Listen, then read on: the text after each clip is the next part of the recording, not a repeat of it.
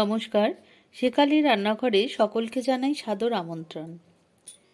আজ আমি ফুলকপির একটা খুব সাধারণ রেসিপি তৈরি করব।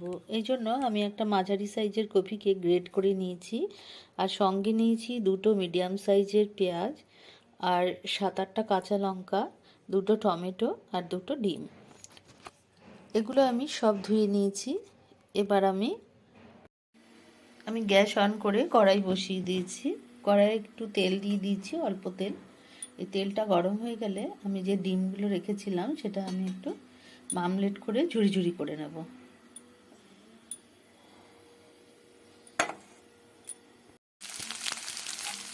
ডিমগুলো ঝুরি ঝুরি হয়ে গেছে, এবার আমি এটা তুলে রাখবো। এবার ওই একই কড়াইয়ে আবার দিয়ে দিয়েছি আমি বেশ খানিকটা তেল। আমি এটা সাদা তেল দিয়েই করছি, তোমরা বন্ধুরা এটা সর্ষের তেলেও করতে পারো। এতে দিয়ে দিয়েছি সামান্য গোটা জিরে। জিরেটা ভাজা ভাজা হলে আমি পেঁয়াজগুলো দিয়ে দেবো। আমি এতে পেঁয়াজ কাঁচা লঙ্কা দুটোই দিয়ে দিয়েছি।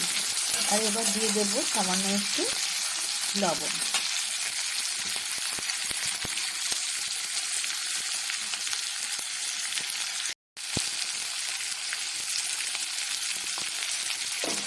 দিয়ে এটা খুব মাঝারি আছে বেশ ভালো করে ভেজে নেব।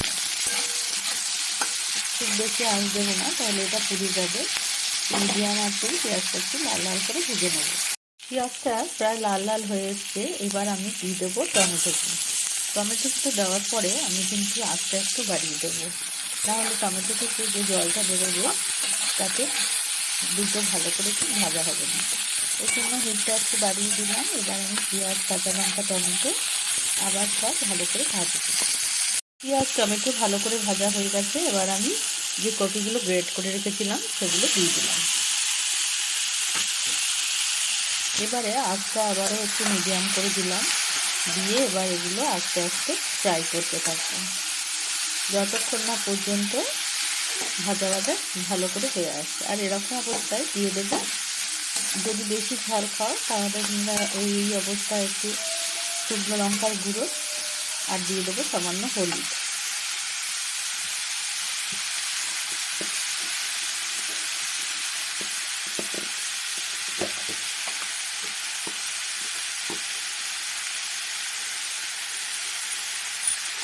দিয়ে দিলাম পরিমাণ মতো হলুদ।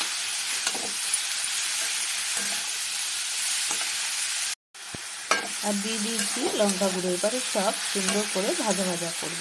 একটু সময় ধরে যাতে পুড়ে না যায়, বারবার নাড়াচাড়ি করতে হবে, দিয়ে এটা ভাজতে হবে।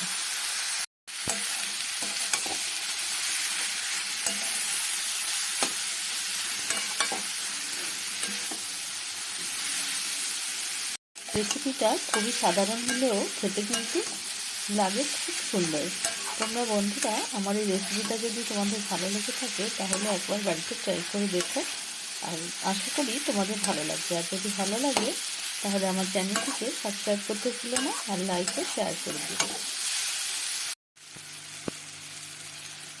শীতের শেষে এই ফুলকপি খুব সস্তা হয়ে যায়, আর এই সময় ওই একঘেয়ে ঝোল ভাজা খেতে খেতে ভীষণ আমাদের একঘেয়েমি চলে আসে। তাই এই সময় এইভাবে যদি একটু বানিয়ে নেওয়া যায়, খরচটা একটু খুবই কম, খুব সাধারণ উপকরণ দিয়েই এটা করছি। আর এটা ভাত রুটি পরোটা সব কিছুর সঙ্গেই খেতে ভালো লাগবে। এবারে ফুলকপিটা প্রায় ভাজা ভাজা হয়ে এসছে। এবার আমি ডিম কুচি যেগুলো ভেজিয়ে রেখেছিলাম সেইগুলো আমি এবার দিয়ে দেবো। এইগুলো দিয়ে আবার ফুলকপিটা সুন্দর করে আস্তে আস্তে করে ভাজবো। ডিমগুলো ভালো করে মিশিয়ে দেবো যাতে এই ফুলকপির মধ্যে সুন্দর করে ডিমটা মিশে যায়। ফুলকপি আর ডিম সুন্দর করে ভাজা হয়ে গেছে। এবার আমি দিয়ে দেবো সামান্য গরম মশলা। কেউ যদি ধনেপাতা খেতে ভালোবাসে তাহলে এতে ধনেপাতাও দিয়ে দিতে পারো। আমি গরম মশলার গুঁড়োটাই দেবো। এবার আমি গরম মশলার গুঁড়ো দিয়ে দেবো।